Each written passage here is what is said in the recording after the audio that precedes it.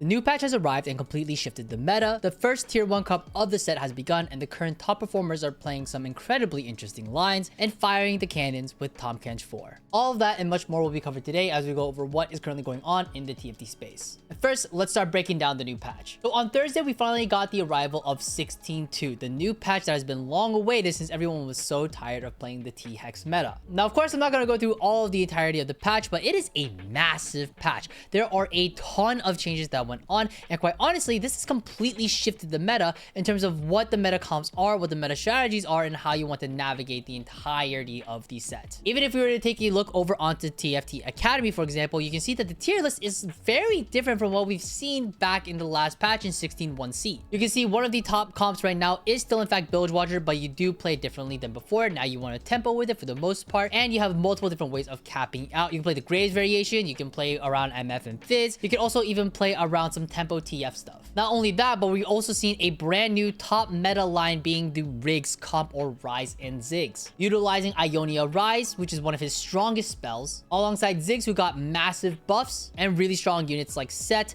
Taric, Wukong, etc. This is by far the strongest line in the game and caps out the highest, but it's also incredibly difficult to navigate. I highly do think that if you're going to try to play this patch and play this comp in particular, you're going to need a couple of reps. Unlocking Kennen, unlocking Set, unlocking Ziggs, and unlocking Rise is very difficult, especially if you're just trying to do it on neutrals. That being said, there are a ton of other lines as well in the current meta, things like the long shot variation, where now we are seeing players who are trying to play around this after teching into Demacia and then teching down into 5 and trying to cap out around long shots. Other notable top comps at the moment as well are things like Sona Reroll, things like Void Kaiser Flex, Unlock the Brock when you're playing around Ixtal, still very, very strong. Not as good as it used to be because they did nerf the 550 cash out where you used to get double golden dupes, so you can't guarantee that Brock to immediately, but still very, very strong. Yunara is still in the meta as well, that's okay, alongside some other stuffs as well. So there are some things that we've seen in the past meta, but overall, a lot of the top comps have shifted completely. Now, of course, you shouldn't just be using TFT Academy as your only resource when it comes to learning all these different lines. You should be seeing what everybody else is talking about when it comes to how to actually navigate the patch.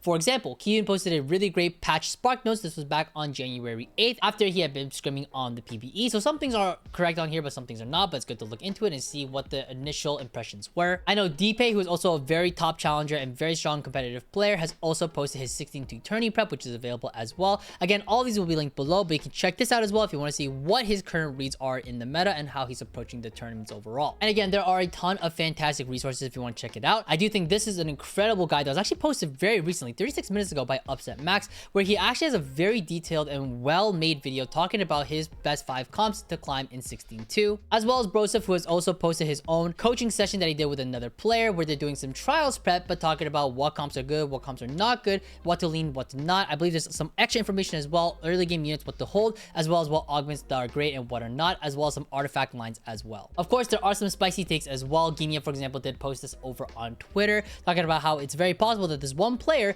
was actually one-tricking Yordles, playing around 8 Yordles actually, and capping out with a Kennen 3, itemizing units like Fizz and Ziggs in order to really cap out high. Of course, if you were to give the name to this comp, it would end up being Ziz or like Vertical Yordle, but still really cool, really spicy. But I don't know if I would really recommend this one, but it's still very cool to see. But again, the meta has shifted quite a bit and there's a lot to take in. So you're gonna have to get a couple of learning games in before you truly can start climbing again on this current patch. But now on to the next topic. Let's talk a little bit about the competitive pro circuit in TFT. APAC, EMEA, and the Americas all finally played in their first TFT Pro Circuit Cup, and the cup will continue for the next 2 days on January 10th and January 11th. Now, of course, I am from the Americas, so I will be covering mostly the Americas, and as you can check by the score sheet, we can see that the top 4 performers from day 1 were Michael, JD Zelensky, Pokygum, and Prestovid, and they were actually all incredibly close in points after first 6 games, but Michael is on top based off tiebreakers. Now, Michael actually did stream all of his games, so if you want to go check it out, I highly recommend checking out the VOD. I will link his Twitch in the description below.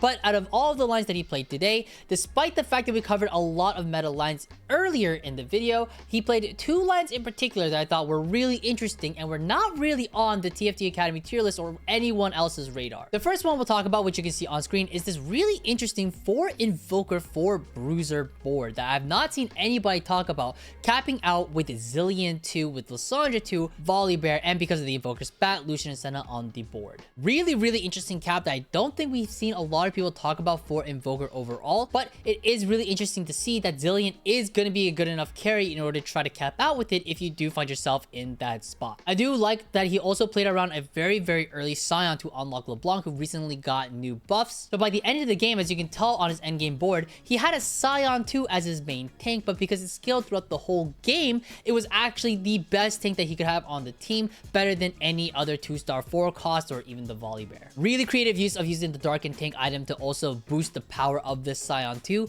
to be able to cap out super high and tempo super hard. Incredibly well played game, and on top of this one, there was another really interesting gameplay by Michael as well, which was the 7 Ionia Yasuo reroll board. Now, if you're looking at this, you might be thinking, well, this wasn't new at all. We've seen this before in the past, especially when Darkened Scythe was really good. But now that Darkened Scythe got bug fixed, where the IE doesn't allow it to crit anymore, Yasuo 3 is actually struggling quite a bit when we look into the stats. Now, just as a point of reference, Yasuo 3 alone in the stats is averaging a 4.36 or 53% top 4 rate. It is not a very good composition, especially when it comes to winning out, hovering just below the 12% win rate. But that being said though, Michael did something really interesting in his game around Yasuo that made it super viable. The first important thing to note is that he actually played this composition around specifically Infinity Protection from 2-1, which in case if you don't remember, this augment gives you a Triforce over on 3-7, and any units in the same row also gain a 15% HP shield. Now, this augment itself used to be very good in the Diana line, but after the Diana nerfs, we aren't really seeing Diana being played anymore, so now the new home for this line can also be Yasuo 3, alongside some other lines such as Slayers and Bilgewater. With that being said though, he played this on top of a very specific Ionia. That Ionia specifically being the Gold Prosperous Ionia. This is of course the Ionia that allows your stats to increase higher and higher, and you get to scale harder and harder the more gold you get to farm. With this very specific combination, Michael was actually able to get so strong in his game that he was able to completely win out the lobby. Now, as you can see here, I have pulled up the last fight of the game, but you can see he's playing a very highly capped out Bilgewater 3-star GP board played by none other than Wajan Iverson, one of the GOATs of North America.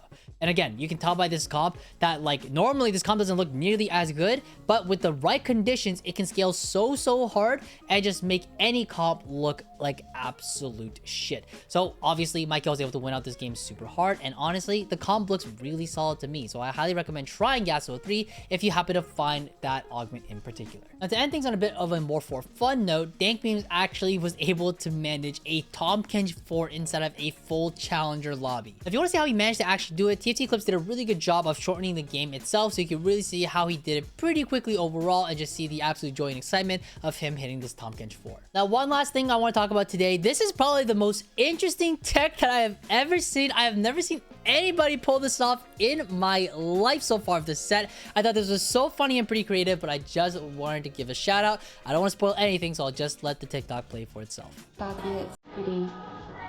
Do I win this? Oh my god, I think I'm first. Keep it.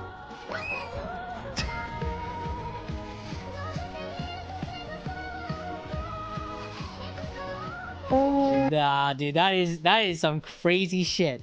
This person did a Trojan Horse and put in a 0-3 inside of a T-Hex. I have never in my life ever considered doing something like that. I thought that was so funny. But anyways, that's basically all that I got for today. This might be a bit of a shorter news week just because there wasn't much going on. But if you have any news you want me to go cover, please leave it in the comments below. And I think tomorrow we'll go back to our bread and butter and do a whole meta analysis. With that being said, thank you guys so much for watching. If you have any news you want me to cover, leave it in the comment section below. And I hope you guys have a wonderful day. Happy climbing.